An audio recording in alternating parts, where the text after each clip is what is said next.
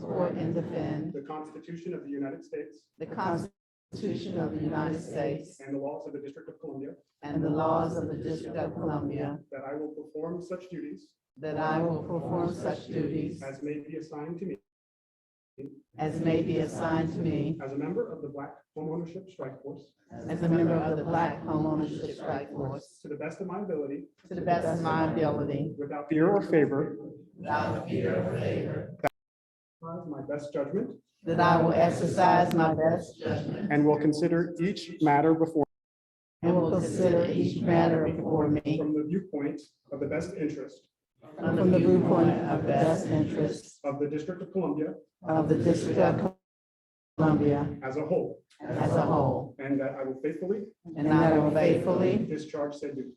discharge said duties. Congratulations, ladies and gentlemen. Amen. Official members. Thank you.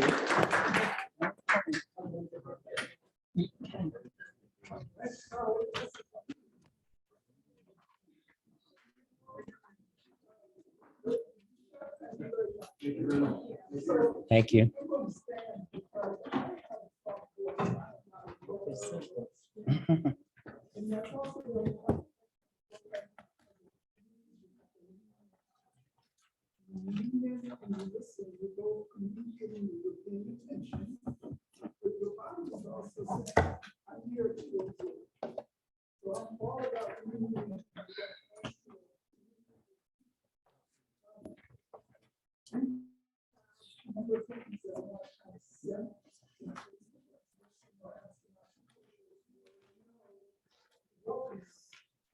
The role of the strike force, you've already been responding and been given an opportunity to have a lot of data that sets us in place.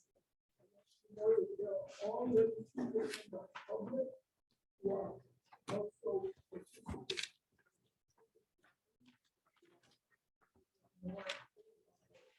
But this strike force is operating under the Open Meetings Act.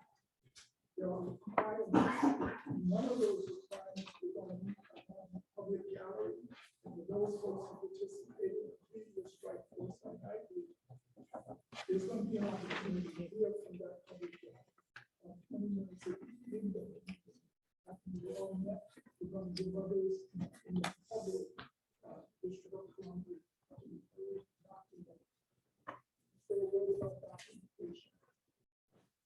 All we hear is going to capture not every word you say, but the kernels, the nuggets, the most important points, and any actions that you agree with, anything that is used to direct us closer to a set of recommendations. So we're not here to have a talk test.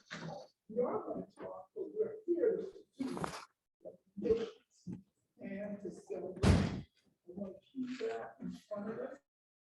We'll get there, and I'm going to ask you to trust the process. My colleagues, many things that we've been asked to do this.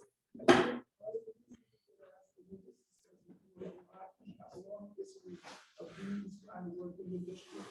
So we bring a real commitment to following the process. We think we should be respected and understood.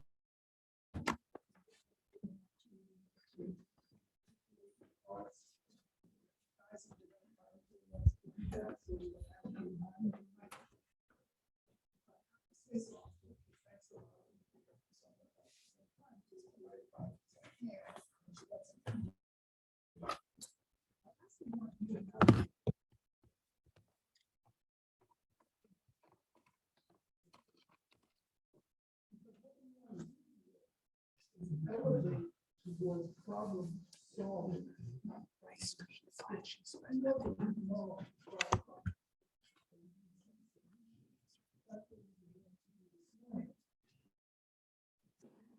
From this morning, you're going to see that some points already emerged that we're going to need to follow up on and dig into. So we've got the Urban Institute and other DCA agencies that help us do that. But the last thing I want you to do is bring your we are not going to solve a problem that's been around, go back to the 70s and all this instructed by, we're talking about 60. Stop sharing my shares. I should know. I mean, screen share. Stop the screen share. Try it back in and see what comes up. So I want you to elevate. I want you to recognize that you're here to speak to each other. And that you Look at the other end of this. you have to make consensus recommendations. We'll talk a little bit about what consensus means in this context. But basically, it's a way of making decisions that allows everyone to feel good enough about the recommendation. That's what I'm going to focus on. What is good enough mean? Well, you're negotiating. The screen just flashed. Well, any questions about what I've said so far? I'm just going to start setting the table. Most of you have been in rooms where there's been a facilitator, so this is probably not new, but I'm also going to do something which is non-verbal. Sometimes when I want you to kind of land your technique, which y'all know that when I say land your plane, what the 50,000 feet is not hurt to land that. That's just a idea. You know how you do it, you show me something. It keeps flashing. Hey, we got it. I'm going to do like this, and I need you to amplify. I just want you to pull out your voice, but don't do your, your speech on this. So we wanted to set the room up, so you would be like over there, howling across the room, but we didn't put you right in front of each other either. Space for correspondence.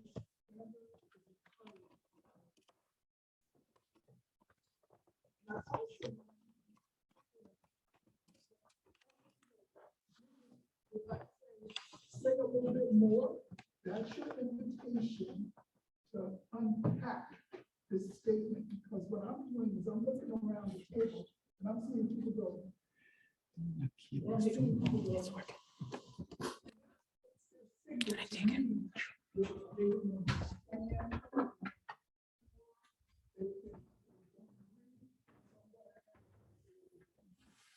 Those are some of the things I want you to know. Any of that, just kind of that approach. Two co-chairs.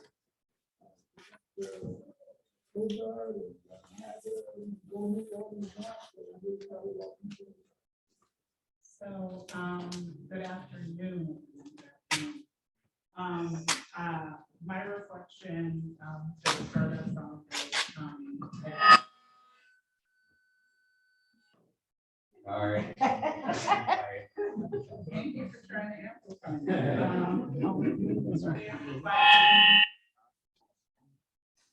So, maybe I'll be brief then. No.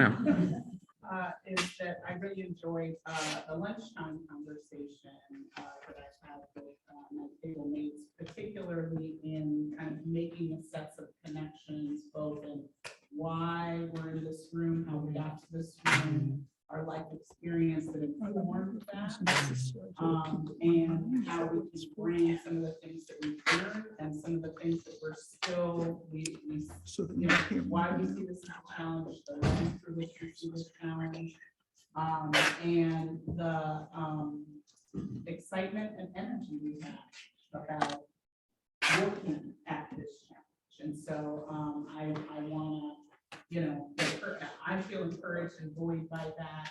And I hold that intention with the feelings that I had around the video, the feelings that I had related to the data from Dr. Gary's presentation.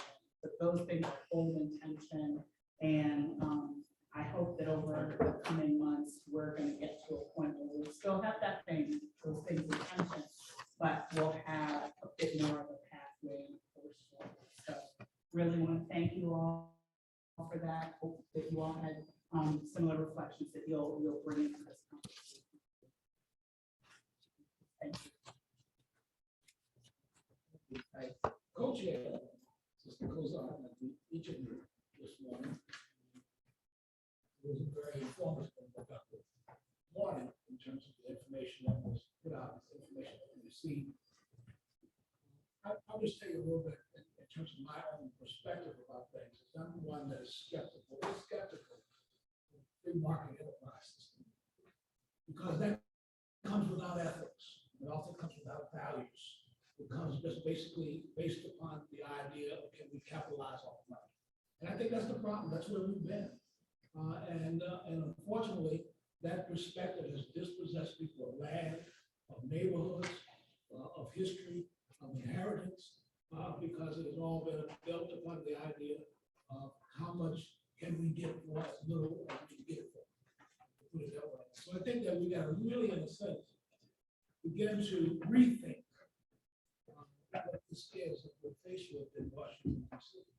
What we're faced with and how we begin to really, I think, turn some of the tide. Because when I was looking at the movie early on, I'll tell you this one movie had great facts. The nuance wasn't there. When I say the nuance wasn't there, it's because most of these policies stem from the perspective of state rights. States basically said, no, we're not going to allow it, and federal government was included. And that's where all this stuff came from. We continue to deal with that even in DC as well as. And again, as I pointed out earlier, that whole thing I think is, you helped crystallize it for me, which was the whole idea of flipping and investment dollars that were coming into the city. It continues to fuel an appreciation that goes beyond the reach of family. Somehow we need to sort of look at that, figure out how we curtail that, if there's a way to do it. Some of you may remember we had payday lenders in Lisa.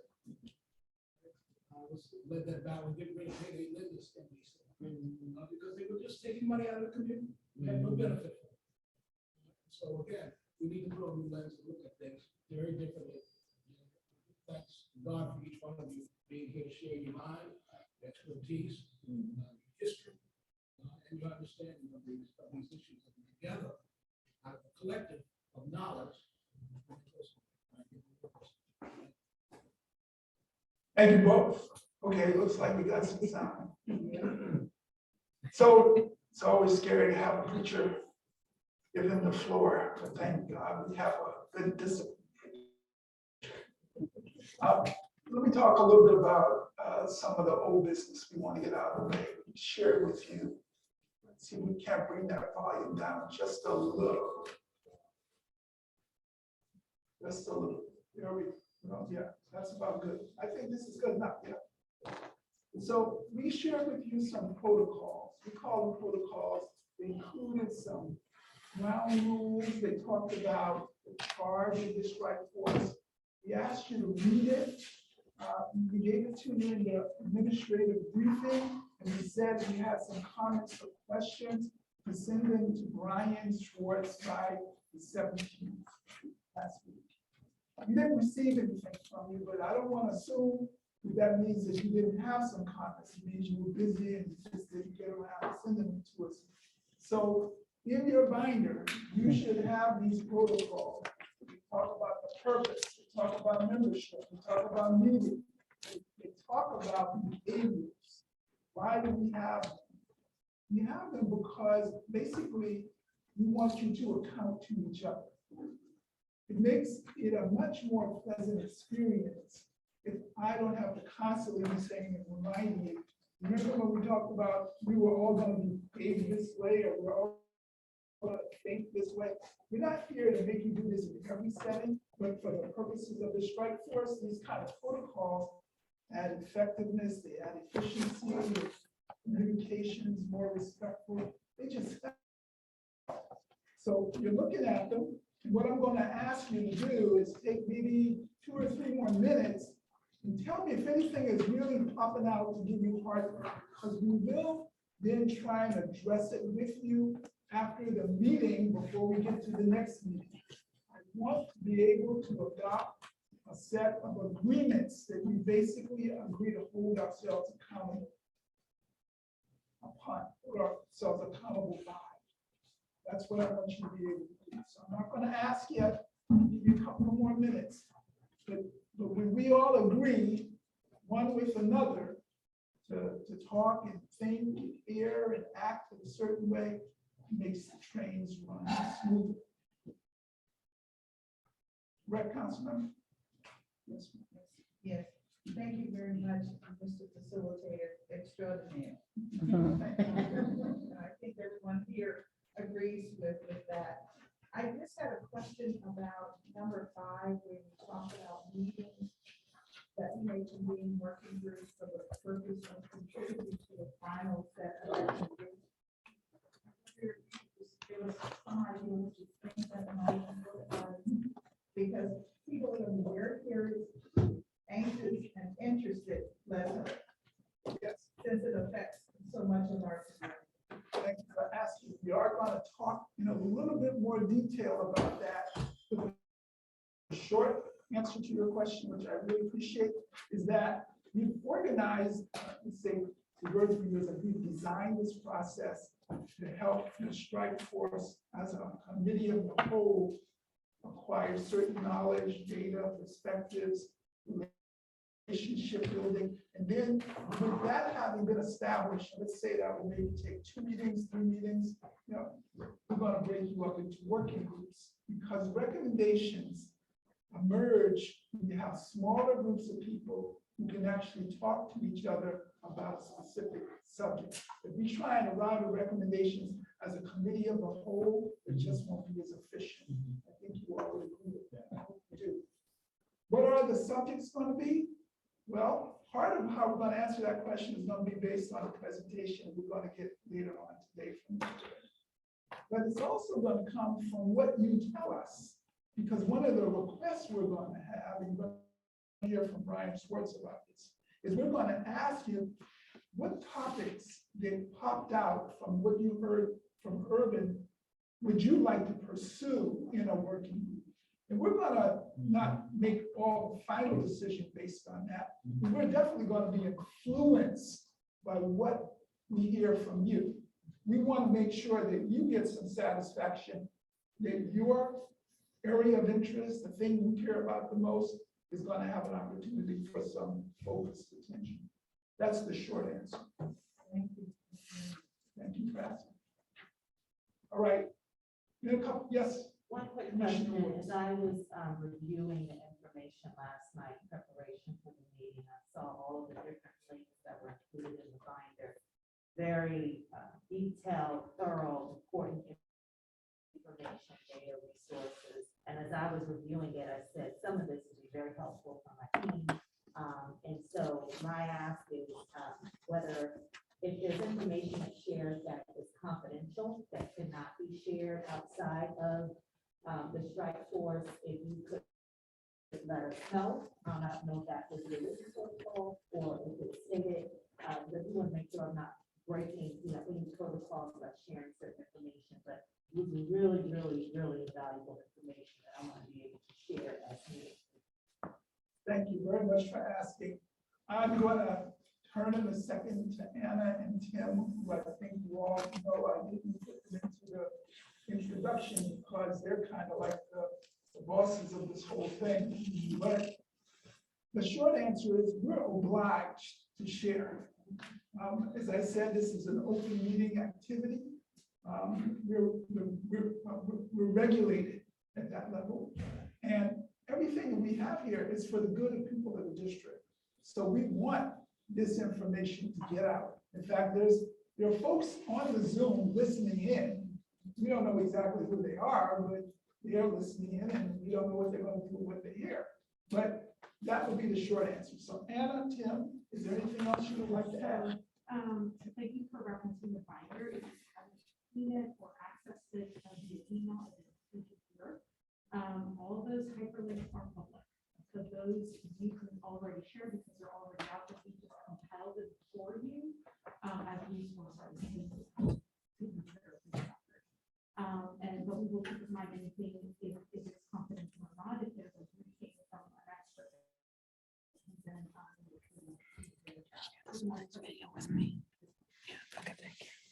All right, that was a great question. It also introduces the idea of your candor. You are speaking being on the record. You've been sworn in for a reason. You take that oath for a reason. You're on the record. So just keep that in mind.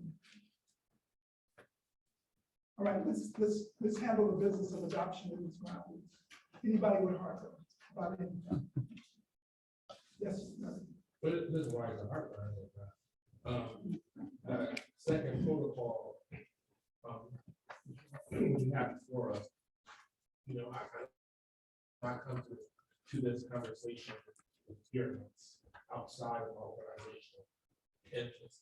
So how do we lead that into, I think that we lose a lot of some around this, particularly Washingtonians, do not rely on their experience and their history. That's a great question. I'm glad you asked it.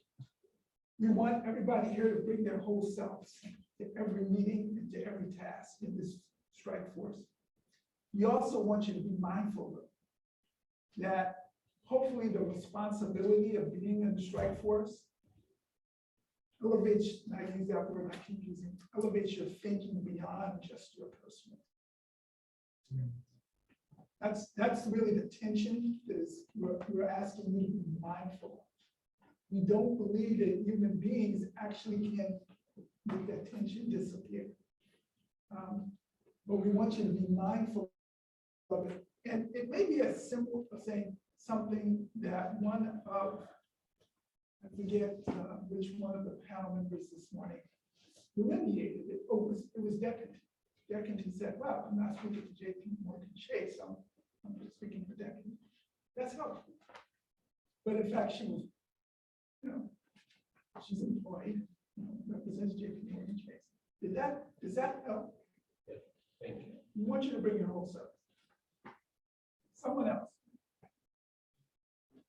All right, hearing no other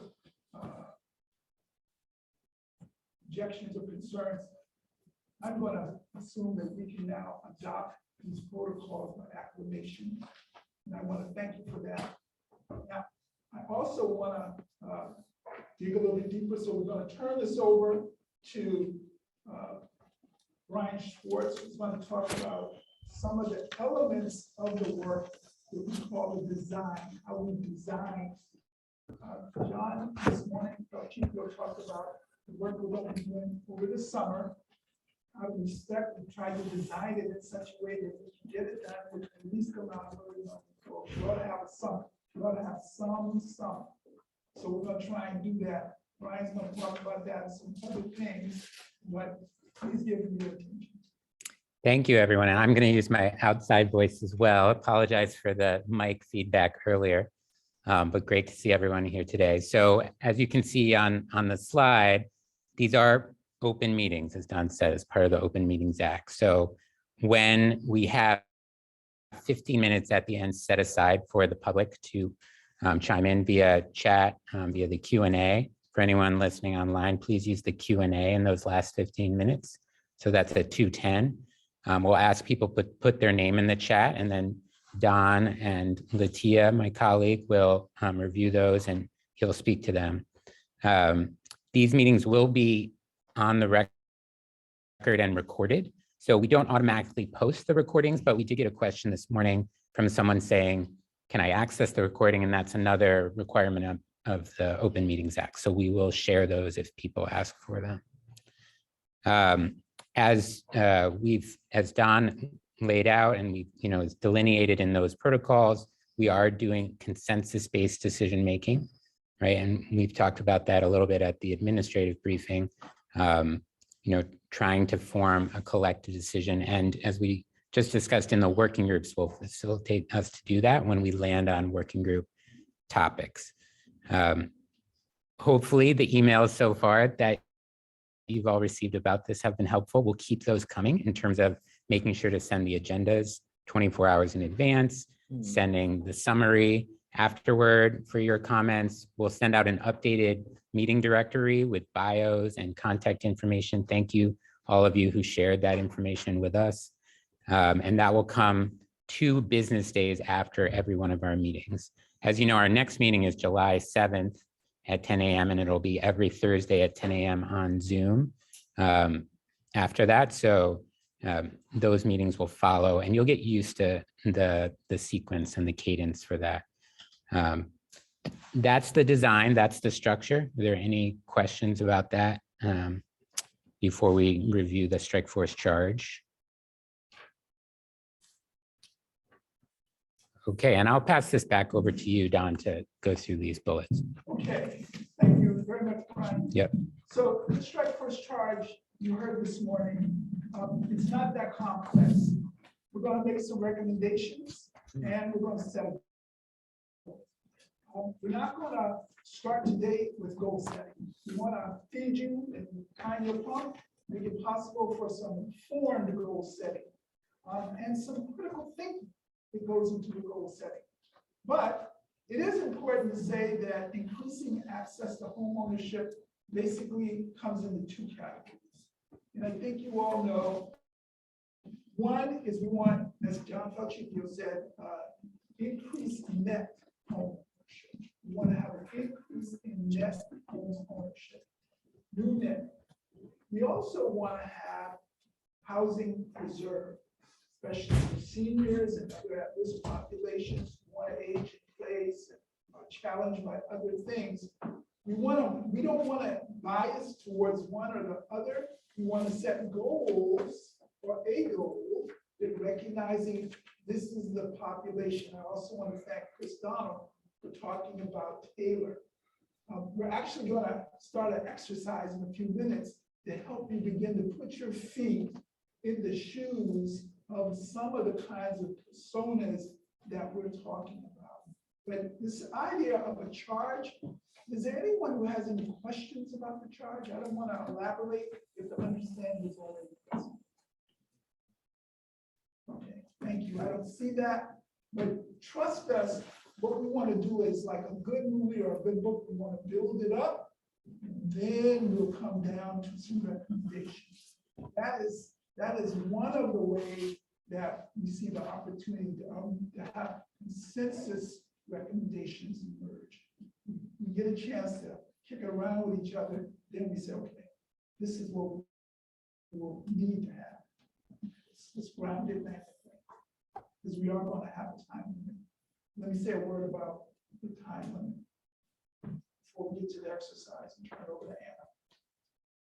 We're going to end this on time. Why? First of all, because we're serious people, we know how to manage our time. More importantly, there is a bigger world. The sooner we get it done, get it on time, then the agencies develop their budgets, they make their budget submissions to the mayor goes before the council, yada, yada, yada. But it's all done on a calendar. So we have, the one thing that is sacred, the meetings are laid out. We'll add meetings. We won't be subtracting any meetings. I can guarantee you that. But if we have to add meetings, that's what I'm going to propose. Chris is smiling. Some of you are smiling. Council members smiling. You know that my job and the job of all of us is to get the result on time. That's what I'm here to do. Any questions about that? I'll turn it over to Anna. I think you're going to have a good time with this. She and I are going to frame it up a little bit. But Anna, let's start with you. So each of you have come to the table with a tailor in mind, with a person in mind. You know where they are in their journey, you know what they need, and we want to make sure that there's more than just one person that you're envisioning as you're building this plan. So we are going to have a quick opportunity to jump into different people who might be on this journey with us, that we're envisioning helping do this work. And so,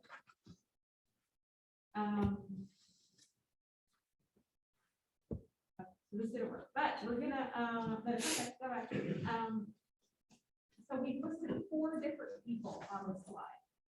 And so what I would like for you to do, kind of in popcorn fashion, not with a great deal of explanation, give me a sense of what their journey towards homeownership or towards stabilizing their homeownership would look like. So I'm going to start with the first one, So particularly for those who aren't the experts in homeownership in the room, to just tell me the first thing that comes to mind, quickly. You don't have to just raise your hand, just say it, okay? So first person that I want you to envision being, I want you to envision this person is someone who is a prospective home buyer with lower income and low or no credit score. What does this person need to move towards homeownership? Speak up. Understanding and the buying process. Okay. What else? The person needs counseling, so they need to be aware of how they may be able to bring up their credit scores. They need to figure out how they might be able to improve, their debt to income, if there's any debt. They need to determine whether they're seeking stability, so housing stability, or are they looking for something where appreciation and equity matters more because there are different options. So they need to understand the spectrum of opportunities available in homeownership. They need to understand what it means to be a homeowner. So yes, you buy a house. Now, well, how do you maintain the home? And they need to understand that there are home warranties out there. Those things. How do you actually hold on to that house once you own it? So education on all of those aspects are going to be key. Okay. Anything else? Great issue, try to find them a home with someone offering owner finance. Thank you. Someone else. Accessibility. Sometimes maybe an individual who may not have the language fluency to communicate, and so having access to someone that can interpret, whether it's someone who speaks another language, or someone who may be from here in the care community that may need someone to assist in that process. Talking about that, thank you for those who are already spelling out acronyms, because those are more inherent for some than others, so just be mindful of that. Anything else before we move to the next person? Make them aware of programs that's available for them. Can we name one or two? HPAP. Okay. Yes, we actually have a program over in public housing where individuals who've been diligent and paid their rent on time can actually go through a process where they can become homeowners. I think Gary mentioned that this morning, through the housing recycling program. Okay. Joanne, do I see you thinking about something? I'm reading your mind. I think ultimately, if they're lower income, with all the tools and education, they're gonna need product that's affordable. They're gonna need a home that can be offered at a price. Either with HVAC assistance or by, having homes where they're dedicated to the data. Last one. Sheila. They're gonna need somebody who looks like them that they trust before they do anything.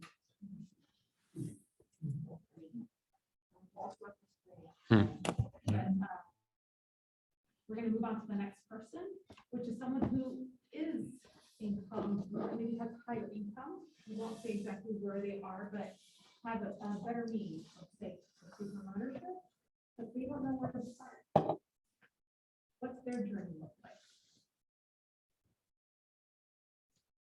Still housing counseling, still education.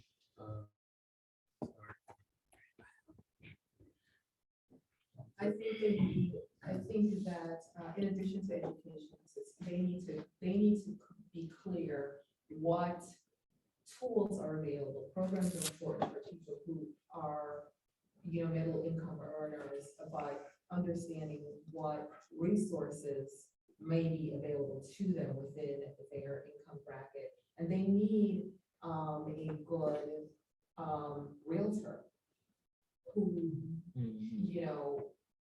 can give them the full spectrum of what products might be available. There may be still limited products, we know product is a key ingredient in this market. But they really need a realtor that they can trust.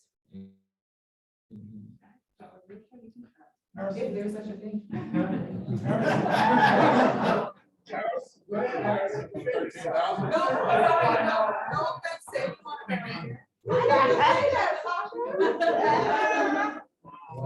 No offense.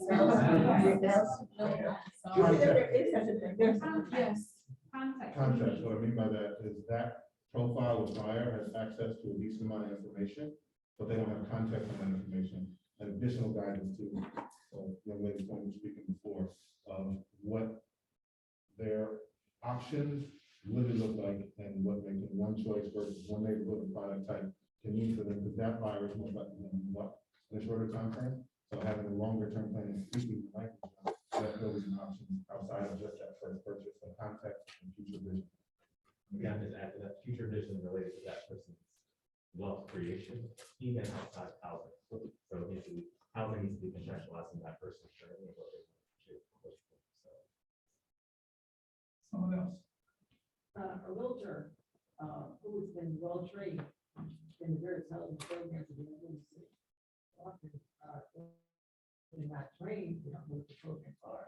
They'll tell the person, purchaser, you're not qualified. You can't buy a house. And also a great lender who is well versed in these programs as well. So the package, the package of a great realtor, great lender, is what's needed. Councilman?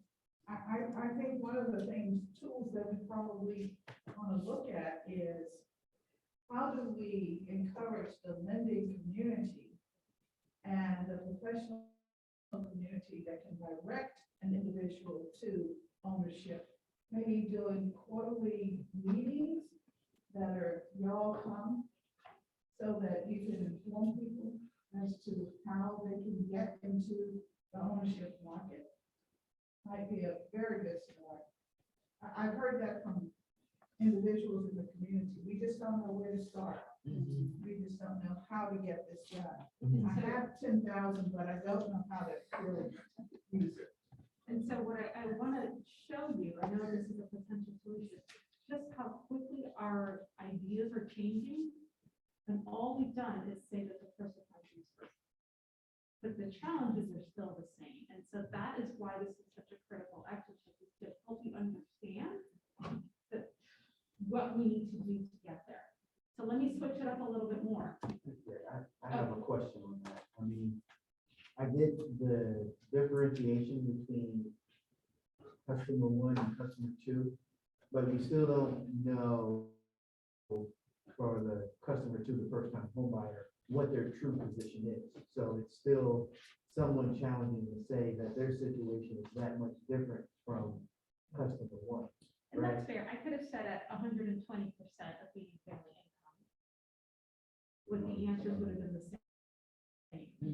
Right. But then also down payment, family support, you know, there's other variables that you could throw into that would change the perspective of the first time home buyer versus the prospective home buyer with a lower income.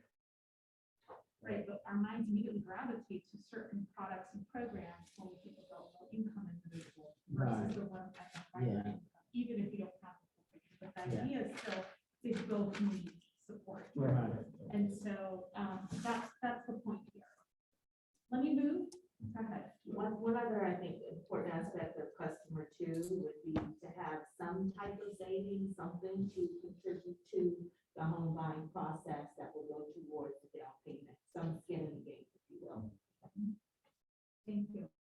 And before we move, Bobby, did you have something specific in mind? Well, it was very aligned with what Karima just said in terms of having those resources in order to bring to the table that sort of puts them in a different vantage point, right? I mean, yes, one and two both need support. They both need resources. With two, we don't know how much in terms of resources, but I think it changes the narrative when based on your resources, right?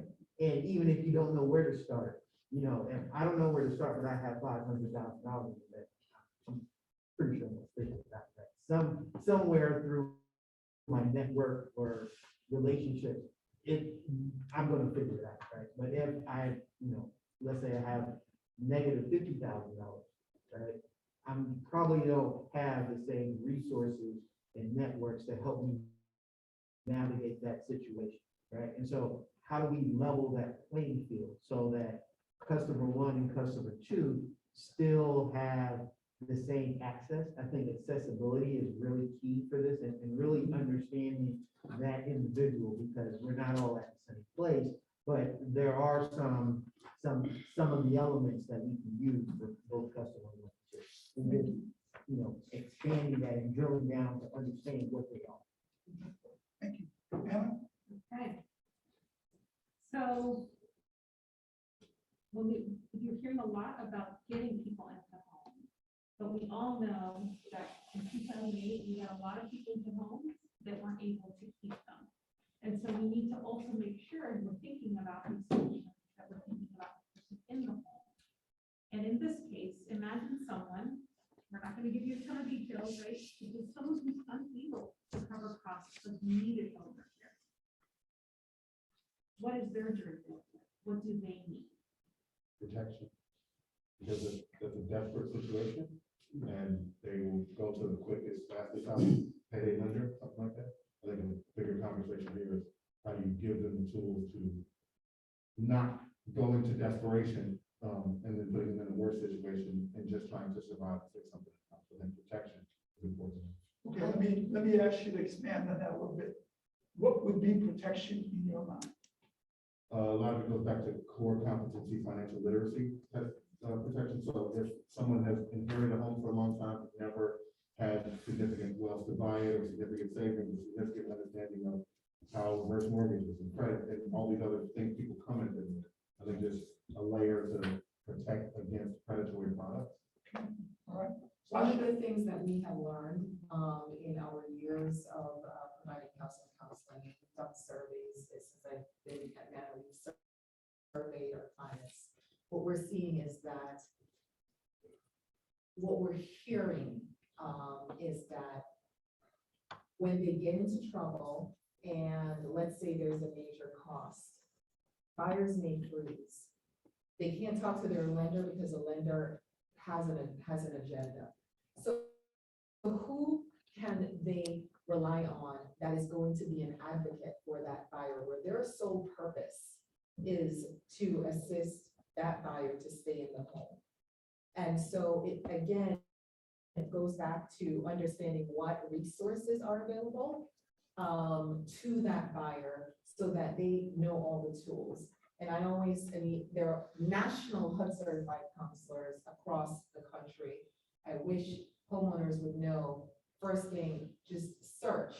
And you don't have to choose Manor, but there's so many others in DC and across the country. Go to a HUD certified counselor that will help with foreclosure prevention, because they're going to tell you about, okay, here's a brand that can help you with this initial repair. Or have you thought about, this warranty company? Or let's make sure you're communicating with the lender about whatever opportunities are on the lending side. But that person is an advocate to the buyer, where their sole purpose is to help them remain in the home, as opposed to others who may have other agendas. Yeah. I was going to mention, in addition to the financial support and literacy to get in good programs, I think people often need support negotiating with and hiring a home contractor, and that difference between this person's taking me for a ride. I mean, the repair cost can be, the sticker price can be quite shocking sometimes. So is this person taking me for a ride? Is this offer too good to be true? How do I enter into that contract and protect myself? And my type of as a consumer. When I first read that, the first thing that jumped in my head was like preventative maintenance, right? Like I see a lot of homeowners who have issues that could have simply been caused by clean gutters. Water is one of the main issues, and you just, over time just gets, it's overwhelming and does absolute damage to a home. So I'm thinking if there's, I even thought of starting like a gutter company, right? But to identify these houses, to just say, bam, maybe like $300 and you come and clean your gutters and you're gonna be fine. So things like that, because a small problem becomes so huge, and if we can just catch it in the beginning. So a couple of points. One, to Joanne's point, I definitely think homeowner, I would say customer number 3 would be trusted contractors. So maybe contractors that have been vetted and that are reliable and that aren't going to abuse nor defraud a homeowner as a result of them needing home repairs. Because a lot of times folks may be in vulnerable positions, even if they save money and they give it to a contractor and they run off with their money or they do spotty, shoddy type of work, it does have a long-term impact on their ability to trust anyone else to come and do additional work in their home. I would also say for customer number 3, a cushion built up savings. At the Department of Insurance, Security and Banking, we have several programs that touch on financial literacy, but one of which is our Opportunity Accounts program. It's a match savings program, which encourages residents to develop the discipline around savings so that they can use it for things like home repair or down payments or other types of financial costs. And so those types of supports that are offered to government, I think are critical. Not just the savings programs, but even the other types of programs, things of that sort, that can help homeowners at each of the different stages. Thank you. And as before we jump into the last one thing I haven't yet heard in our conversation is the GCA. How old are these homes in the district? And how are we factoring that into our conversations? So with that, let me go to number 4. Well, Annika, before we go, Yes. what would we do about it? So. Are they required to have homeowners insurance? Yes. Yes. Well, no, if you're buying your house full cash, Yeah. you're on your own. Yeah. Right? If you're getting a mortgage, then yes, because the lender needs to have that security collateralized with the insurance. But insurance only protects catastrophic loss. We're talking about maintenance. Right. And there's a middle space in the market that is needed for more in-depth preventative maintenance plan, pay money on foolish type of investments. So things like that. So that's a gap. It's a gap. I think all of this, as we look at this from a global perspective, it's about the information. Right? Well, this is really an information problem that we're trying to solve, right? There is a disconnect between buyer and seller, the realtor and the lender. The homeowner, for all of these examples, is at a lack of a better term, a competitive disadvantage, because he or she does not have the same information that the contractor has, that the lender has, that the real estate agent has, right? And so without that information, you're constantly trying to catch it. And quite honestly, depending on who you have as your team, you may never catch it, right? Because there's always going to be this level of asymmetric information where I know more than you, and if we're going to stay with Reverend Hagler's open statement about a free market economy, I'm going to take advantage of that because that's how this system is built, right? So that's where, I'm not saying we need to start focusing in on that, but we need to give some considerable time and energy to that. So I wanna embellish that a little bit, if you will, because we don't need to deconstruct capitalism in the world in order to do something to help the people, the residents of the district. That's one of the values of having the strike force in the district. The district is a unique jurisdiction. And so I'm curious, what would be some things that can be done here? Because we talked about the disadvantageous information. There's mixed motivations. This is really the ethical question that I heard Reverend Hagler asking. people are motivated by different things. So how do we begin to mute that or mitigate that? The real estate is one of the last businesses where it's all about relationships, right? And that asymmetrical information should work both ways. So the buyer can know that the city's planning to fix all of the pipes all along the street. Like Ross is gonna come to them and replace the lead pipes from the front of somebody's house out to the middle of the street. That's $5,000 to $6,000. They got 2 little babies. They don't want them to be exposed, right? That saves them. It's generally not that way. And so I'm not gonna pretend like it's always that way. But I don't know that we can ever eliminate that asymmetry. Right? Even at the level that we do it as housing, affordable housing practitioners, right? We watch developers build, even other developers who are equally sophisticated. So it's like an entry fee. And it's unfortunate because the Black folks that we're talking about don't understand that game, and they also don't have the capital to play. Right? So there's some people who can step into it, kind of wrestle around that $500,000, right? They may bump a little bit, even if it costs them extra $10,000. All right, right? But $10,000, so the people we're talking about, the lower end spec, that's real money. Right. And that's what we have to think about. I mean, that's we are not in a low cost market. So the solutions that might work for, say, Baltimore, where the cost of housing may be significantly lower depending on the neighborhood, right? Well, maybe not even today, because it's skyrocketed in Baltimore too. But other markets, DC is a very different market where we're talking about very high prices. So even for middle income workers, stable workers who lack the generational wealth, coming to the table with closing cost assistance means tens of thousands of dollars. Like, think about having to buy a house for $500,000. So let's say they are able to have it. You think that homeowner needs to have some savings.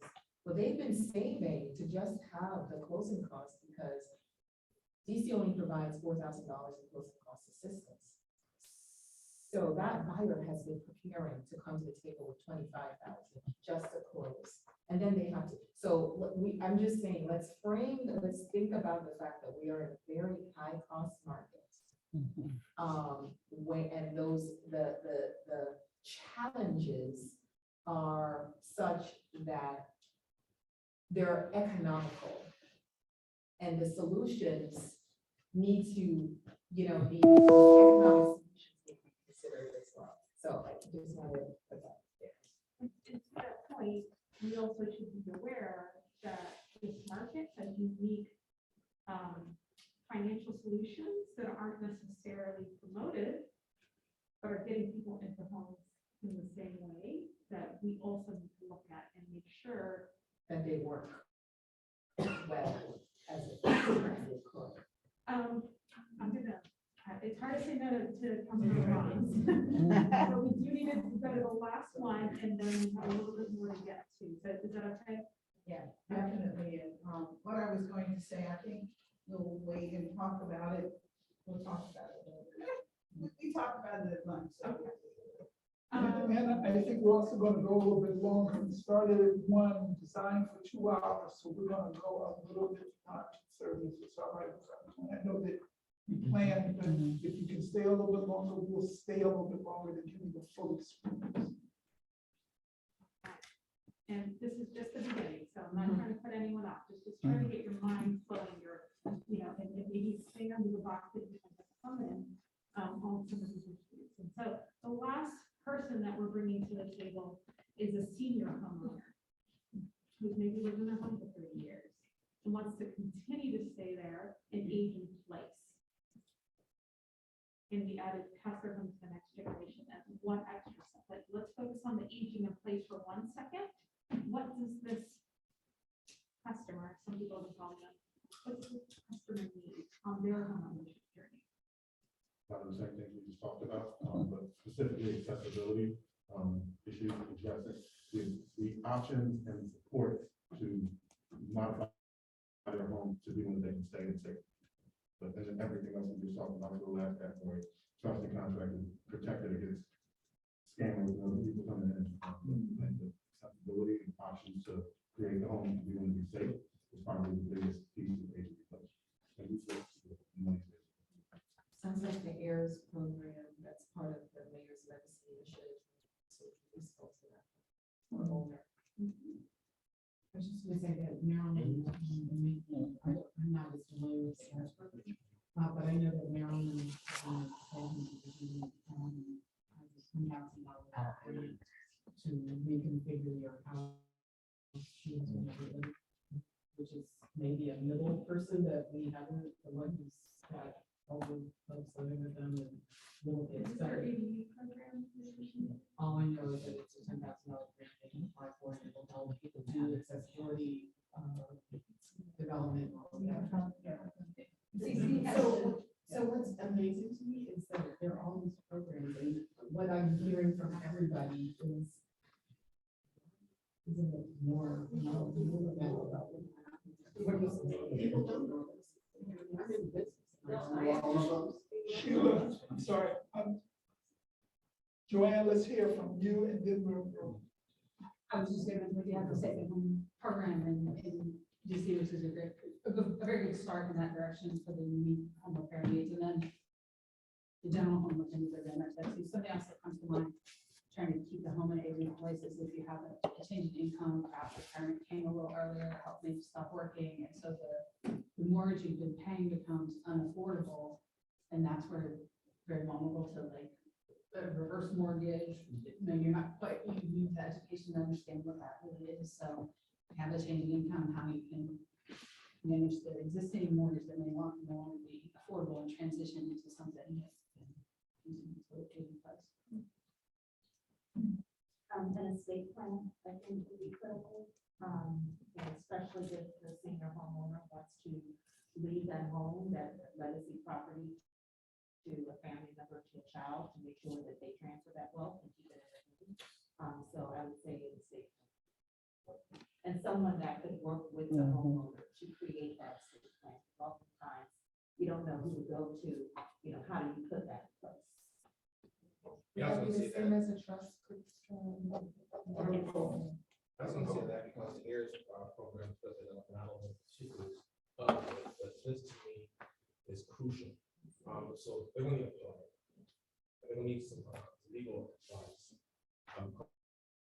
After imagine it's different for everyone. Whether that person has 2 kids or 6 makes a difference. And if those kids have 3 kids, I see us losing a lot of property in that regard. So legal assistance and a real plan about that, where the folk that the person is thinking about leaving to is also bought into this plan. And so that it's not a person succumbs and excel to the heights, but they got the values that. Some of us, Sasha, was that you? You were speaking. Well, was there someone? Well, I'm going to add the both the will to pass it on and the powers of attorney for as it becomes more difficult to manage financial affairs, that you have documents in place by the legal counsel for that. It does a lot of work in this area. We hope to publicize that more.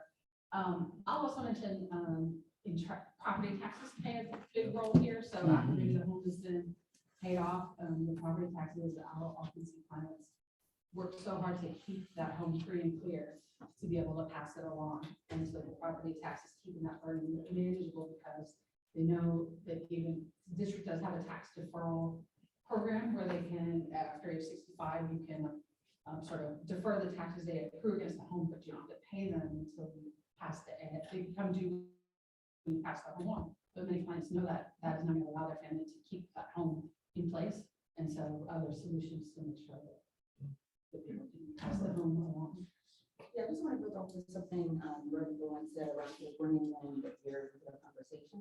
I guess one thing I'm noticing, a lot of the solutions have been targeted towards the senior homeowner, and just to provide some context, sort of, Urban Packer, you mentioned sort of sort of one US value around capitalism, another US value is around individualism. So how can we bring into Black cultural values and think about some multi-generational policy interventions and solutions? You go ahead and then I'll. There's a direct connection between the next generation as we look at that sentence and priorities 1 and 2. So preparing the next generation to even be in place to do something or the same set of resources and information. I have a couple of points, and I'm looking at all 4 of these customers or profiles. I could probably name 2 to 3, maybe 4 DC programs that address each one, right? Like just rattle them off. And I think that we as practitioners in this room need to do a better job of getting that information out there, right? And then the second point that I have is this estate planning and passing on to the next generation. This is hyper good. It is hyper. I can't, I've had conversations with our housing company. We're HUD certified housing company agency, and we are really driving home that in the beginning, when you're talking to a first-time home buyer, you start the conversation about estate planning. You don't wait until they're retired. You start planting that seed now. That is so critical. We've seen so many people just go off the rails because they did not have it, weren't thinking about it, had no clue. But I think something important to talk about,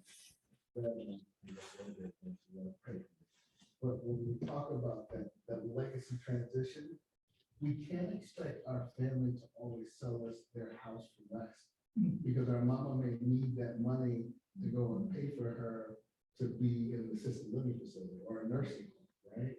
So we start to still run into some of those problems. Now, sometimes, they can do something, but not always. But that's why you start the conversation early, because you can plan for that. I'm being recorded, so, but, there are things that families do in terms of putting the property in a trust or whatever, so that that mother doesn't have any assets, and so she qualifies for other support, right? I mean, there's things that you can do that are above board that make sure that you can pass that property from one generation to the next. Wealth, privilege, and the navigation of maintaining and growing money, which are conversations that a lot of Black DC residents are only maybe a generation into, if not the first generation. So that's bigger comment. So we're gonna start transitioning, but I wanna highlight that when we opened up this initiative, we created a feedback form to start collecting information from the public. We actually pulled 4 out of maybe 8 different profiles to highlight today. But these are real people with real stories here in the district, and as you can see, there are important connections that we need to make in our recommendations. We go from one end of the spectrum to the other. They go back, as Harrison just mentioned, they go back to close loops that currently exist. And so with that, I'm gonna turn it over to Norm. Thank you very much, Hannah. This was a great exercise. Thank you for being here. Here's what I would say before we get Dr. Perry. We want you to continue to think about these things. There is Ryan, correct me, there's a capture, there's a bucket you can go to. I don't think we did it for this meeting, but in the next meetings and the meetings that go on, we will always give you a form where you can write down some other things you want us to document. In fact, we're always going to want you to share with us as if you were doing some homework after this. This is to get you to thinking and warm you up, but we are hoping about it from meeting to meeting. And we don't want you to lose the opportunity to document it. The other thing I want to say is that please remember that we're talking about the District of Columbia. We're all very educated here, and we know a lot of things, and we can be pretty theoretical, but we don't have time to be theoretical. We got to bring it down to applicability. one of the mayor's words, and I think Johnny used it this morning, was action. We're gonna need actionable recommendations, and there are variables that go into actionable. One of them is decision. The more precise our recommendations are, the more likely they are to capture your imagination and say, yeah, I can get behind that recommendation because I see what it will produce. That's what we need. We need to be able to see what the recommendation will produce.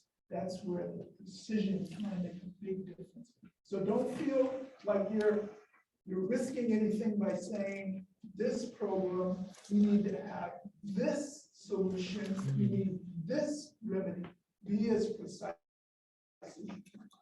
Okay, Dr. Perry, graduate of Banneker. Experts. He's great. Banneker High School. Is this Yeah, this is it. here? All right, with everyone. So delighted to be here with you all and was really getting a lot out of hearing these sort of conversations. I don't want to spend a lot of time, but I'm hoping to add some actual numbers and statistics, not too many, to this discussion to just sort of give you something to wrap your ideas around. I am representing the Urban Institute's Housing Finance Policy Center, where I am a non-resident fellow. I'm also representing myself, and I'm a professor at George Washington University, as mentioned, graduate of Banneker, went to Howard, grew up in DC, and so many of these have been studying homeownership access for 25 years, started when I was one. No, it's these issues are profoundly important to me, both personally and professionally as well. So, but my opinions are mine and not those of the Urban Institute. So the reason we're here is because there's a racial homeownership gap in DC. There's a racial homeownership gap across the US, but the one in DC is particularly noteworthy, I think, because the incomes here for Black residents are higher than they are anywhere else. Yet we have a very stark gap in a homeownership rate that's lower than average for Black households across the country and significantly lower than it is for white households right here in the district.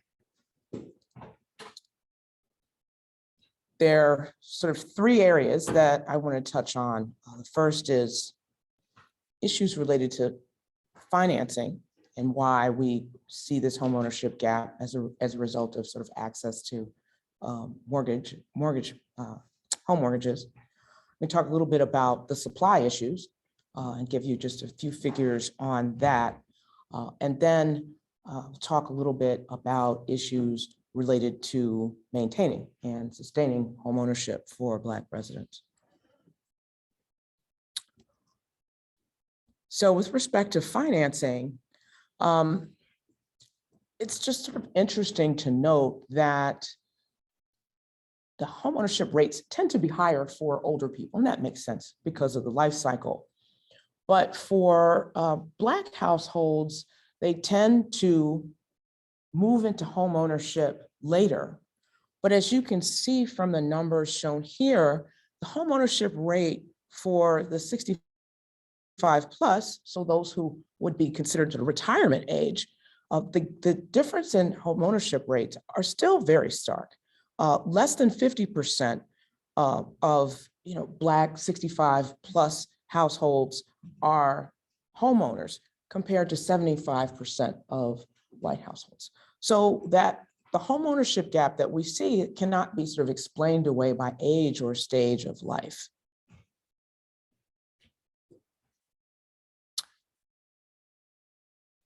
A lot of this sort of disparities in homeownership we can trace to disparities in income and in wealth and in intergenerational wealth. And I noticed in the earlier conversations, that this sort of came up over and over again. But here we're just showing the differences in household incomes, in the income of renters, and sort of assets and median net wealth, comparing Black with Hispanic and white households and in the DC area. And when you see the sort of darker bar, darker red bar that represents Black households, you can see in almost every case that there are sort of just significantly lower levels of cash flows and income and wealth flowing to Black households. The only thing that Black households sort of win on here is in median non-household debt, where the amount of household debt held looks like it's about more than twice what it is for white and for Hispanic households. I'll skip this one because this kind of shows the same thing. And then in terms of the flow of mortgage credit, we see significant disparities in mortgage denials. Black mortgage loan applicants, and this is, I believe, for just first lien home purchase mortgages, the rejection rates are about 13% compared to about 2% for white home buyers. While this is, unfortunate, and we don't know whether or not these applicants were actually ultimately able to be approved at some other time, we do know that these disparities are huge. One, it costs money to apply for a mortgage and be denied. It's not free. It takes time. It creates sort of chilling effects where people are discouraged from participating in the market. It limits people's willingness to sort of shop around for the best deals. It's just a bad situation all the way around. But to me, it speaks to misinformation and the lack of sharing information. Everybody in this room knows about how to qualify for a mortgage, and I'm sure you all, as well as me, people call me and stop me all the time and ask me for advice about these kind of topics, and I do the best that I can. But to me, to have a rejection rate of 13% says a lot about sort of misinformation, in addition to, the way that the market works and the actual requirements. The reasons for denial differ by racial and ethnic category. Black applicants are most likely to be rejected because their debt to income ratios are too high or exceed what the standard mortgage requirements are, which is usually somewhere between 43 and 50%. And those are driven by things like other debts. While someone talked about student loan debt and how much of a burden that is, student loan debts can make or break debt to income ratio big time. I think the average student loan payment now is something like, for Black students, is something like Black graduates, $350 or $360 a month. So that is a really, really big number when you're adding that to projected housing expense and maybe, a credit card bill or an automobile loan. What's interesting to me about this is that the main reason that this 2.4% of white applicants get rejected, that's because of collateral, things that have to do with the property themselves, usually because the contract price is higher than the appraisal, or there's some other defect with the property that has come out in the sort of appraisal inspection process. And in a market where you have so much investor activity, you'll see that. So it's just, to me, very, very interesting. Still not very common, and a 2% rejection rate, but that's what drives it.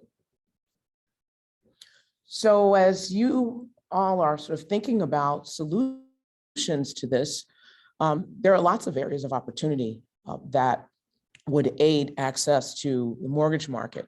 One is to make sure that anti-discrimination laws are enforced and that we take a careful look at things like the use of artificial intelligence in mortgage loan underwriting, and to make sure that there is access on the part of regulatory bodies to those algorithms to make sure that they're fair. Things like financial education, and I'm just glad to hear that that came up a lot in homebuyer counseling. That's important. But the money has got to come from somewhere. And so programs that focus on down payment assistance and alternatives to sort of existing mortgage products are important investments to make. There are also many existing programs that we've now learned that people don't really know about, and expanding those programs will be helpful. Things like special purpose credit programs that don't rely on the same underwriting requirements that we would see for FHA, VA, or conventional mortgages. Sure. Sure. I think to bring up a question, cost to apply for a mortgage. I've never had a client that had paid to apply for a mortgage. So my understanding is that some lenders do charge a fee for a fee for applying for a mortgage. Now, I'm guessing that if it gets approved, it would get either waived or rolled into something else, and that may be why it's not something that you would be aware of. A lot of people have to phase down their debt to get a loan. No, not a pre-approval. Pre-approvals are actually not included here. That's actually separate. Yeah, sorry for not being clear about that. So sure. So in DC, the number of, as you all know, the market has been very vigorous in terms of home sales ever since the sort of the end of the last recession and during the recovery. That said, house prices have just been going up ever since. I mean, look at these, just these charts and these numbers, and when it crosses sort of, $1 million being the median home sale price is just really, really something. I don't think I'll ever get over it. Never be able to afford it either. So you have both the average and the medians here. The averages are the ones in the darker color towards the bottom. So house prices are going up. So, what does that mean for some of the people who we were sort of profiling earlier?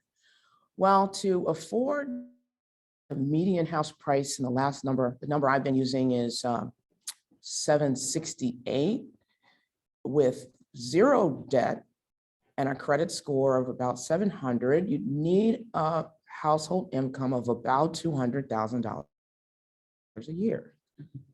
And so, that's a median house. Now, that 50% of the houses are less than that. But if you think about the fact that many of them may be older units and might need additional rehab, we still have a significant gap between what is affordable and what the median family can afford. Because I think the median household income for DC is $92,000. So that's about half of what people would need to afford the median home here. All that's going on, but the sort of construction of single family units has just plummeted. So you see that in the blue line here, and then I guess that's yellow line, or the number of new multifamily units being built. And so they are converging, but we still are falling far short of where we were in sort of the late 90s in terms of single family. So here are some other opportunities for this group as you sort of think about solutions. One is zoning. Zoning is a big deal in DC because of height caps, things like parking lot parking requirements, other kinds of commercial and mixed unit property zoning restrictions, and others really are limiting opportunities for single family additional development. So that those need to be revisited. We need to think about potentially programs that convert rental to home ownership and allow people to kind of move a little bit more seamlessly through those stages with assistance. Housing preservation and rehabilitation are critical, and I was glad to see those coming up. In terms of preserving Black home ownership, what's interesting here is that the net loss in the number of Black homeowners since 2018, remember 2018 wasn't that long ago. If you kind of subtract this pandemic where all of this sort of unusual housing activity was going on, it really wasn't very long ago. So that's, 3,000 lost. That means that, that's one of the reasons why the home ownership rate for Blacks is going down. At the same time, you see that the median gross housing cost is, while it looks like it's lower for Black households than it is for white households, but the housing cost burden is higher. So housing cost burden is the proportion of people whose housing expenses exceed 30% of their income. And look at that number for Black households. It's 26% compared to only 14% for white households. So the cost burdens, the expenses that are being carried by Black homeowners in the district are disproportionately higher. It may be one of the reasons why homeowners are leaving the city, presumably for other areas or to become renters. So here are just some numbers on how expensive we're talking about. The sort of median home price purchased by Black versus white versus Hispanic home buyers here, the median home values. We see really significant disparities here, and those given the fact that it is more costly for Black homeowners to hold mortgages because of higher interest rates, higher mortgage insurance costs, and in many cases, higher property taxes.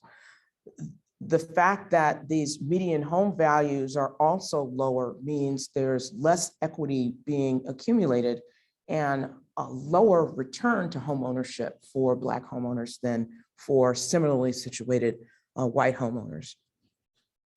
The gaps in housing wealth, and these are compared to white households, you can see that Black homeowners have, the gap is about $227,000. That's enough to buy a whole house in many parts of this country.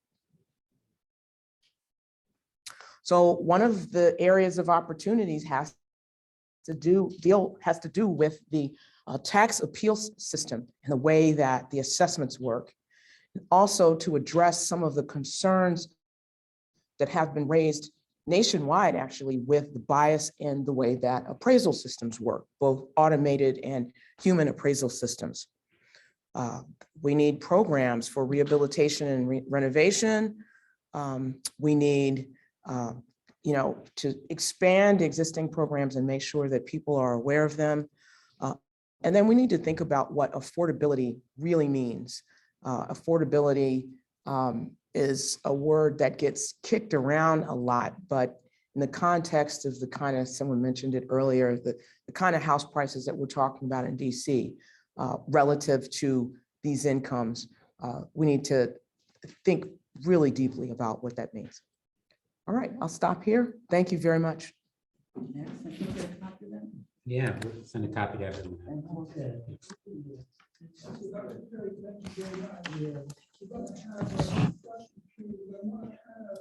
Do a time check. I've asked if we can stay a little bit longer. wanna see who can stay over there. That's a little bit. Exactly. Yeah, how long is it living longer? It is now 2:15. I gotta stand up. You say until 2:45? Yes, but a bathroom break is needed. I need a bathroom break. So we want something. It's good. Okay. Let's got some questions and any comments about the play. The book we're going to need to open up the public gallery for 15 minutes. We're required to do that. So the folks on the line that you hear me, I would say that we're going to get to you at 2:30, 2:33, right around there. So we got a window now for your comments, your discussion amongst yourself, comments, questions directed to Dr. Perry or directed to the strike force. What was it? Yes. I have a question for Dr. Perry. Where is that data coming from in terms of like the net loss of homeownership amongst Blacks? Is it like when you, or the amount of people buying, right? Is it when they're applying for the mortgage at the table and they check a box of their mortgage documents? How are they tracking? I believe those come from property records, actually maintained by DC. So I know I did a bunch of different numbers and was going to really quickly because we use a lot of different data sources. Yeah. But I believe the numbers of new homeowners actually come from property records, which property records actually do have, if they don't know whether or not you've ever owned it. They're not new, put it this way, they're not first-time home buyers per se. But if the home has never been owned before, or the person is just moving to the district and just bought the house, that they can track. So there's a combination of data sources coming from the census, some of it's coming from property records, some of it's coming from Home Mortgage Disclosure Act data about purchases and, mortgage activity in the DC area. Do we have anybody here from the Mortgage Bankers Association or in the residential living space in this group? No. We need that. But because bring all the things you said, maybe realize we need that. Denial versus lower price is one thing I wanted to bring up. When I think of someone that gets denied, if they're getting denied at the point of under contract and already put money out, that's indicative of a bigger problem that they probably shouldn't have been under contract. It should have been better prepared before they were at that stage. Like I have personally only experienced with clients, we're talking 800 plus clients conservatively, 2 or 3, because our lenders and we prepare them to where they aren't going to get to these nines. So I think there's another conversation around denial versus you can't get approved for this much. Like that's a bigger problem that they can't get approved for what they want. They could get approved for something, but I want to dig in deeper or have another conversation about denial and how that's. Their reaction before taking someone out, they should be pre-qualified. They know exactly what they can buy, what they can buy, and what they can buy. Other than that, the whole spectrum was getting up. Right, because you talked about that 13% number. That just No, the 13% number, yes, the 13% number didn't necessarily have anything to do with the contract price.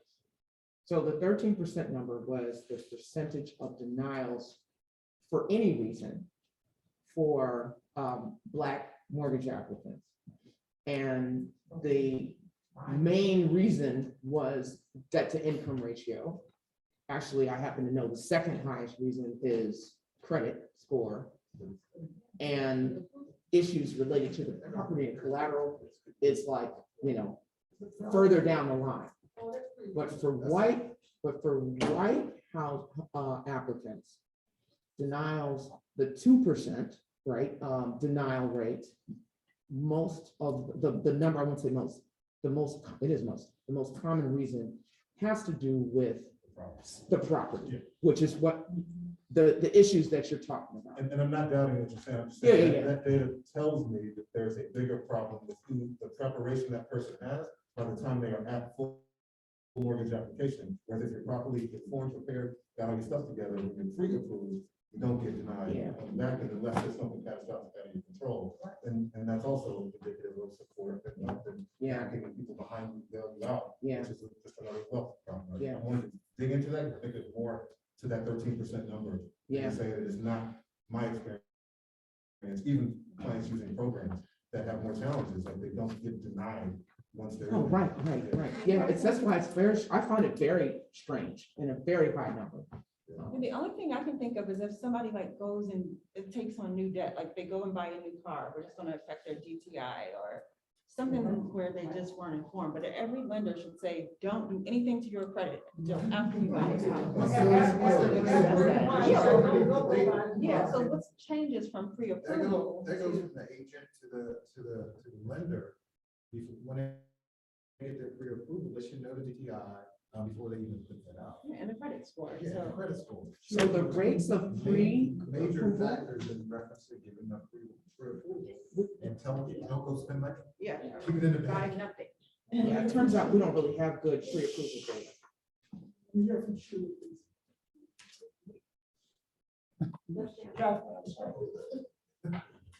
Okay, yes, even at the table, we have to ask, you didn't go buy a Ferrari last night, right? I mean, so just to put a pin on that one. But the number that's actually really giving me more heartburn is the 3,000 folks that are no longer homeowners. Because do we know why? Because, I mean, the work we're doing now, it's, we're climbing a hill that may be going down faster than we can even address it. So that's the one that really scared me. Like, why are we losing so many homeowners, Black homeowners? Well, so, I mean, it's just, someone did an article, interviewed me about this just a couple of months ago, and I was like, well, I don't know. Like, first of all, those numbers are, the reason why we know they're real numbers, they're like literally net change in population numbers. Based on census information. So we don't know anything behind that, but anecdotally, I'm sure the people in this room know everybody, kind of knows people that left the city because it's too expensive, or they're not, they want to trade up, they can't afford to trade up. That is, if they're already owners, we all have these sort of, I'm sure, a number of collective anecdotes about what's going on. We've seen quite a bit of that from the church, in terms of our members who have sold. I've been in the neighborhood for 50 years or more. Just taxes and upkeep and all that, and your soul, so that's part of that cost.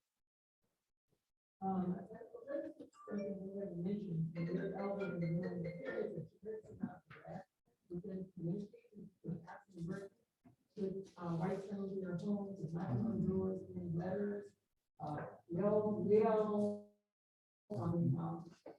sex messages, and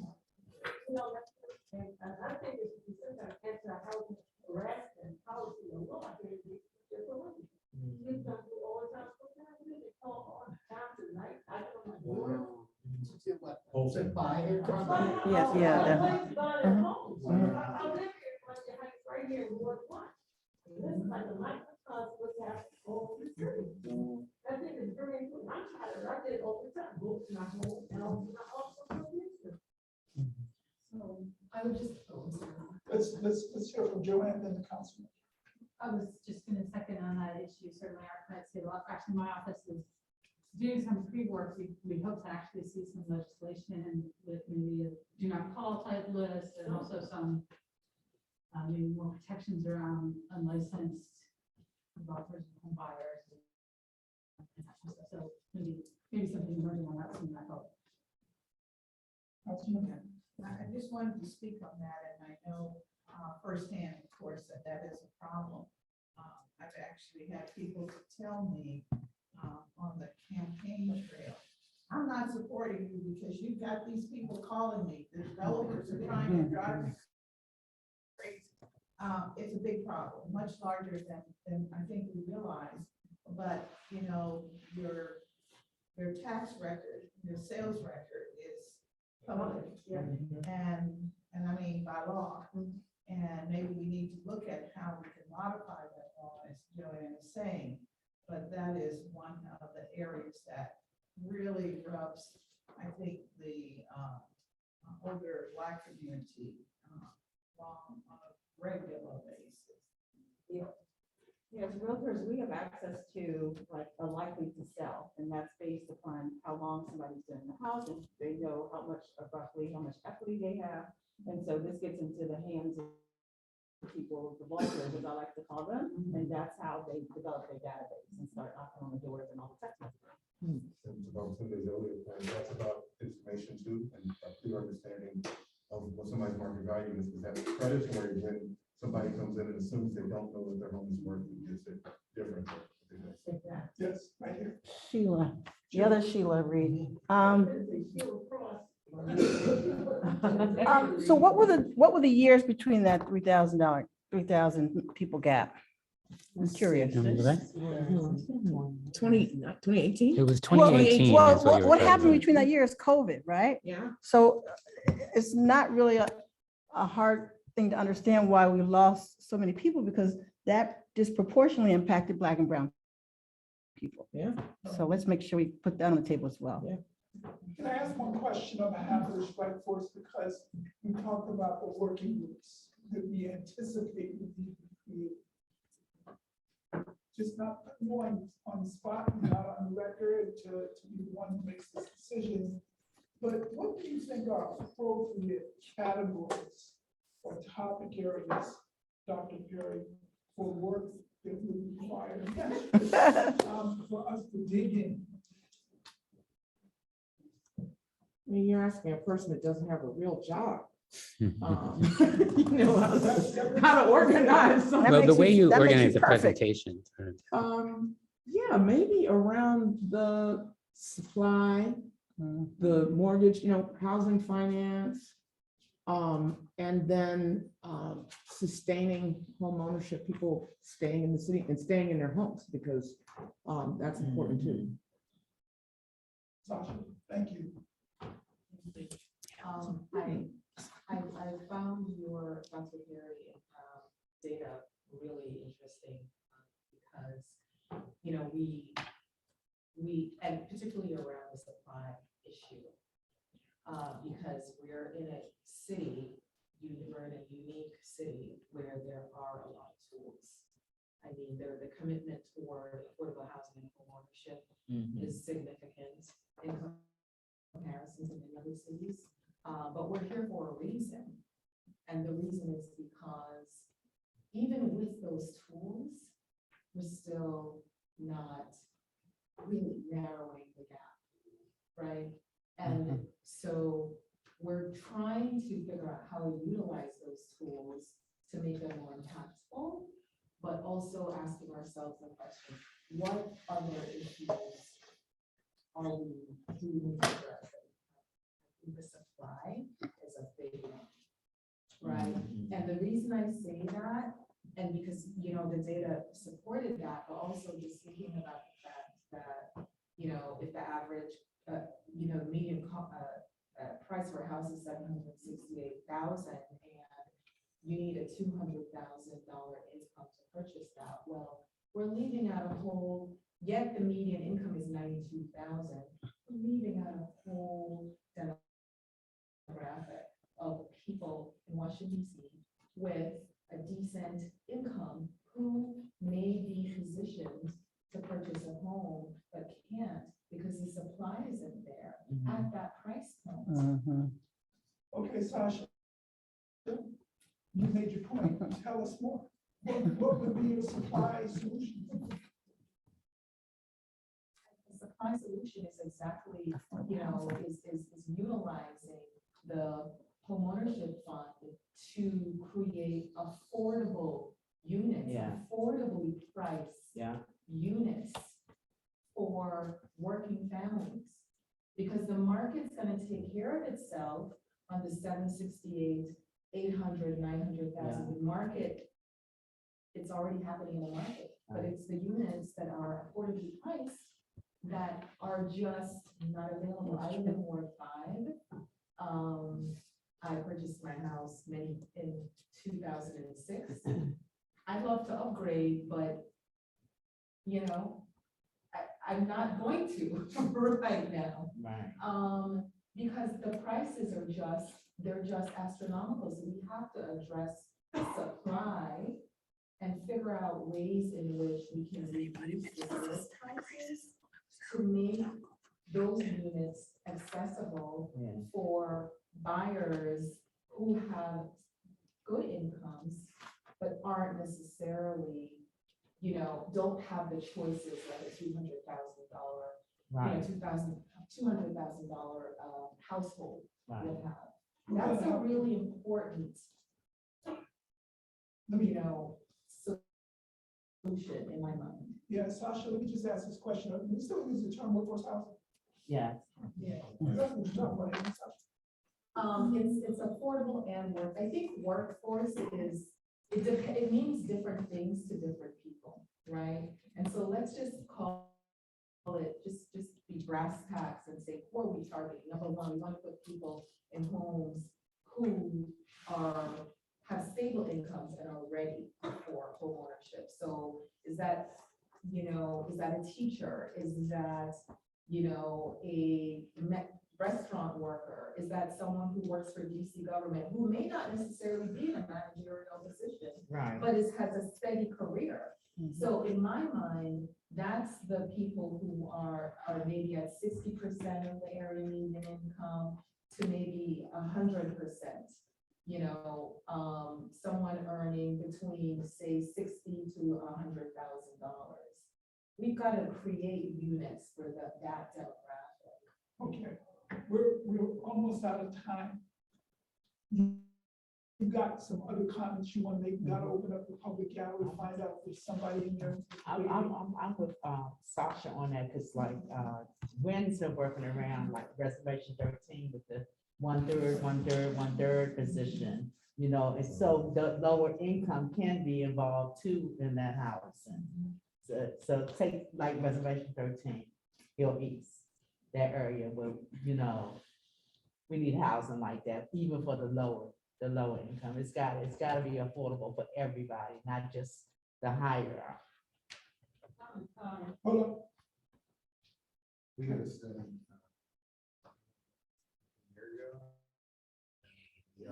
I'm sorry. Average two-family mortgage, about $75,000. From the executive branch all the way down to like the trash service, and they can't even afford to live into the city. Exactly. So we call it the Fair Shop program. Yeah. For home buying. And that's how we came up with this, because you take your service industry from your waiters to the retail. Exactly. That 60 to 80% is really that soft spot of getting them into a house, into a home buying situation, and having them understand how to do it. But it also comes down to like the buying power as well. If you don't have the money, you can't buy. So how do we bridge that gap? Okay, You just want to make it, you gotta make it affordable. But here's a question. I'm going to point to Chris Donald because he's my good buddy when we get into this.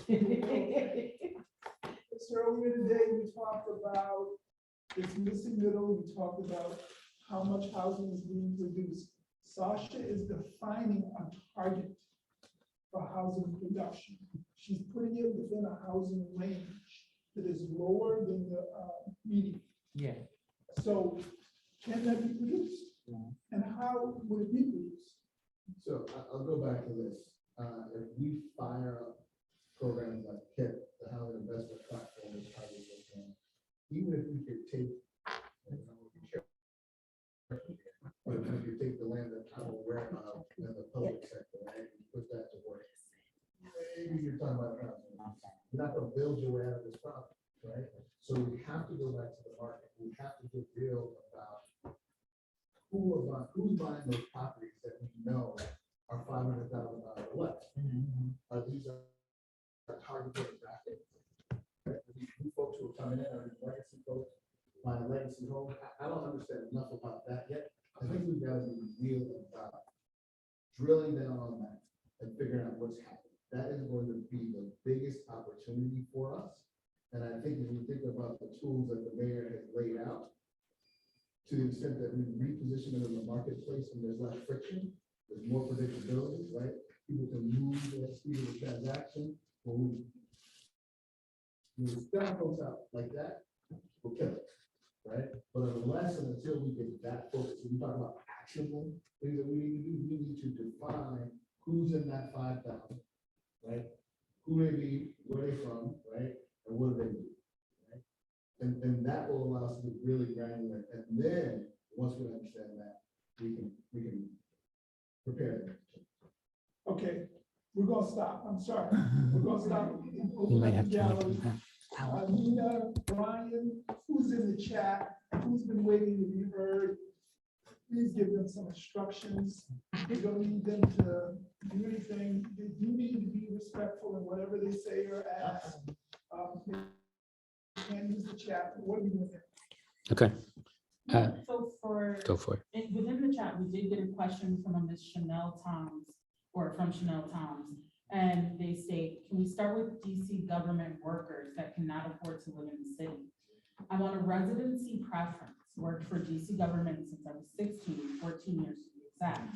I graduated from a DCPS school and received my sociology degree from Howard University in 2017.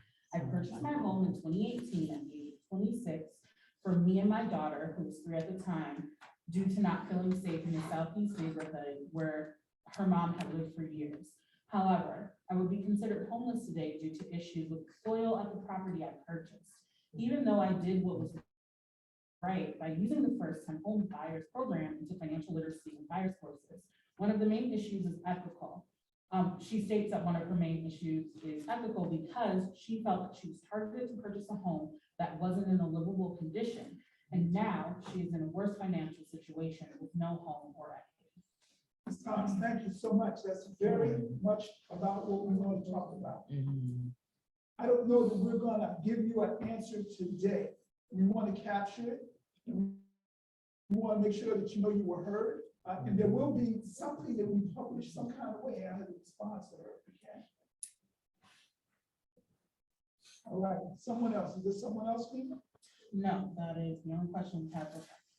All right, I want you to keep your eye on it.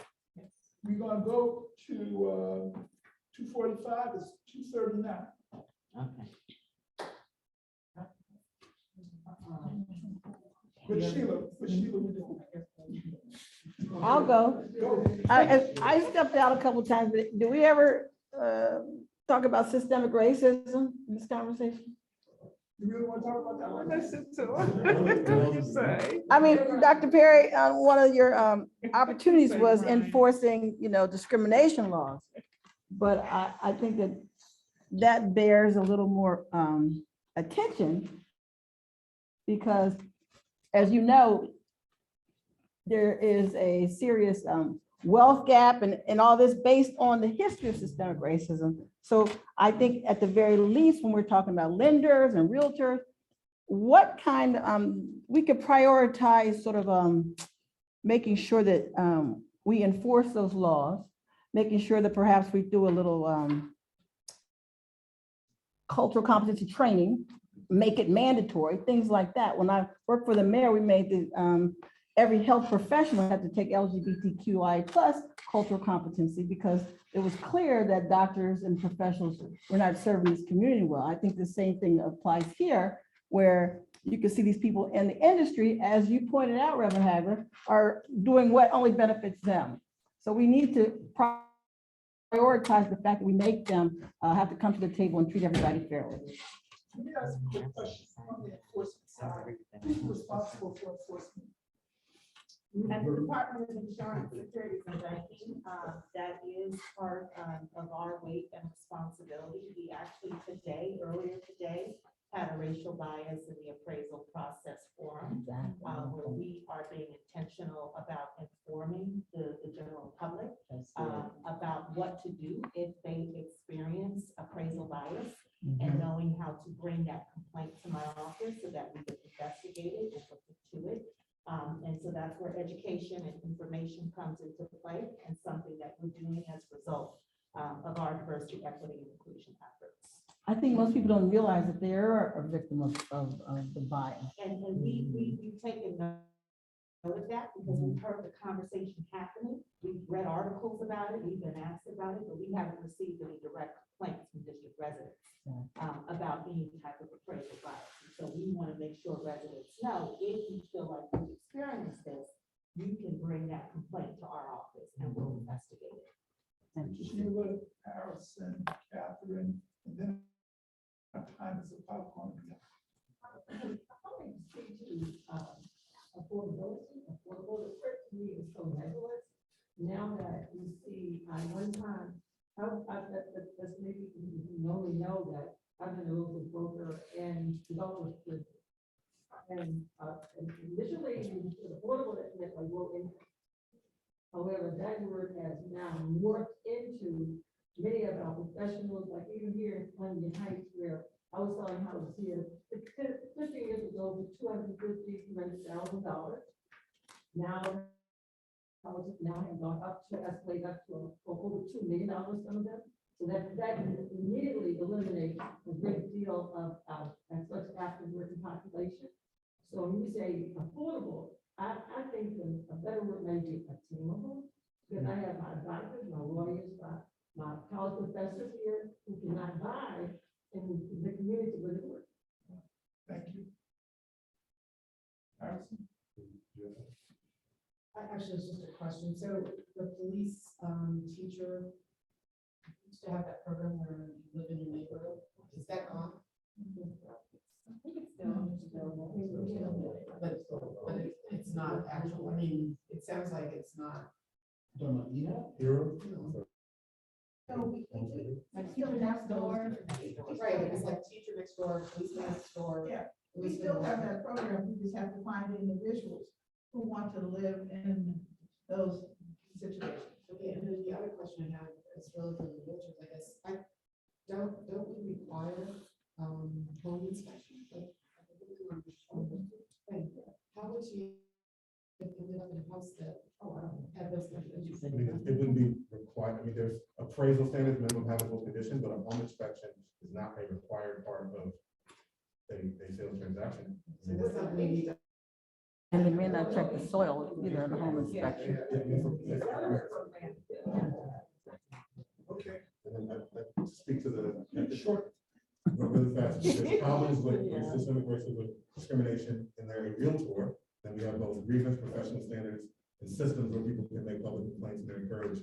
As an association nationally, there's new rules about hate speech, even things as far as stuff online. In the last 2 years, we've done national leadership. So just know their infrastructure in place to report if races are discriminating. And our board has seen more complaints in the last 18 months than we had seen very long before. So can't fix everybody, but there are systems in place to hopefully weed out more bad actors and just more people.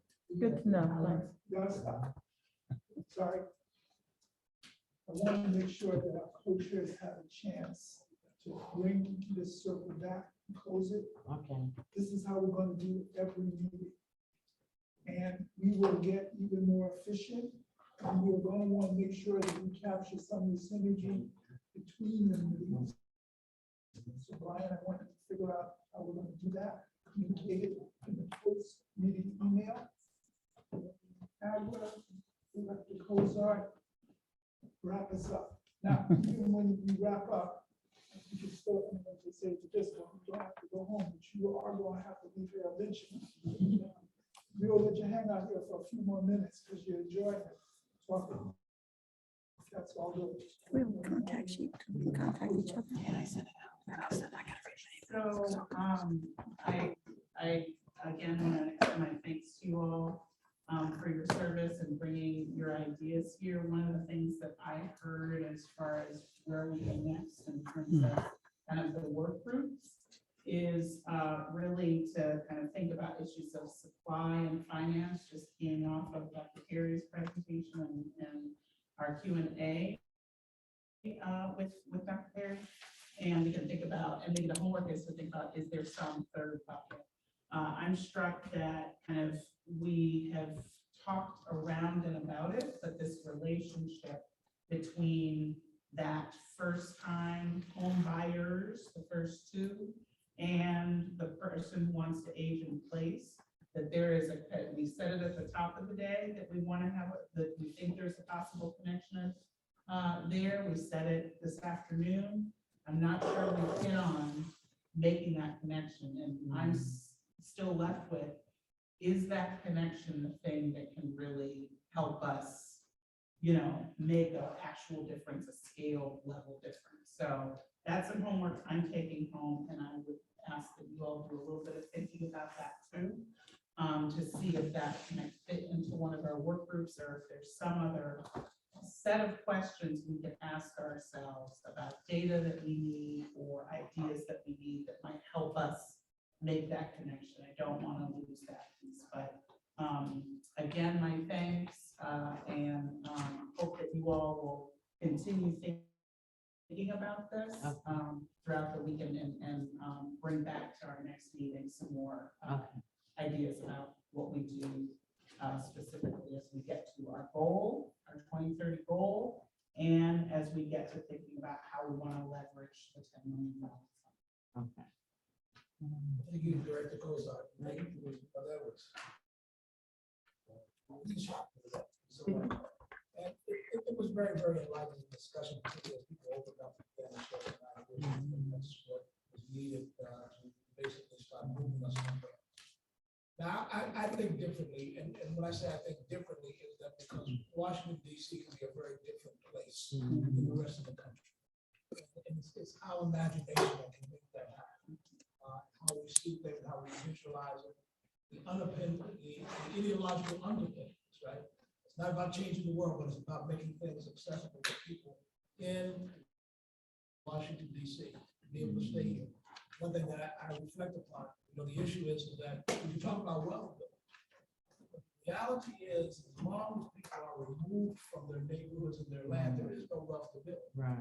So, so it comes back down to neighborhood stability to me, and the security of being able to remain in the neighborhood. And that's how you're gonna pass it on. You can't pass it on once you've been removed. And one of the things I always look at is the churches in DC, because they give you an idea of the history. Right? Like Plymouth is now a North Capitol, and Ridge Road, we started in DuPont Circle. Right? And Mount Zion started in Southwest. And land was taken by eminent domain, and they had to sue to try to get the amount of funds to be able to buy some new land. And so when you look at sort of 19th Street Baptist Church on 16th Street, just think about it, right? It's the kind of movement that's happened, because what happened is that houses of faith basically chase their community. And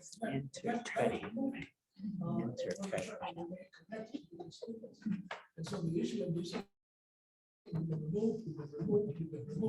So the issue becomes, again, neighborhood stability and being able to remain in our communities. And if you look at all different kinds of measures to do it.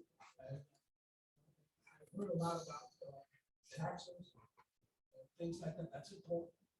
We need to make things also favorable for people to be able to transfer their properties to those future generations, right? Something that has to be appealing. Rather than, I'm on a street, in the last 6 months, boom, boom, boom, boom, 4 houses have gone. Wow. Right? 4 neighbors have gone, have left the city. And who were in their homes for 50 years. So I look at that and I go, well, how do you begin to deal with that trend? And so that's what we all got. Is mine? I think so. Get an actual list for all of us of all these programs? Yes, they will. Yeah, that'd be great. So, I want to thank everybody, all the next meetings, following meetings, are going to be online. Okay. Hopefully that will improve our participation in our gallery. I think there will probably be some audio problems, and if the audio is actually going to make it more participatory enough for us. But I do want to remind you, start on time, and I want to thank you all for being able to flexible stay around to such candidates. Ryan, you have more ideas. But without any other, concerns or questions that want to say, I would, perhaps at least take the conclusion that you felt. Absolutely.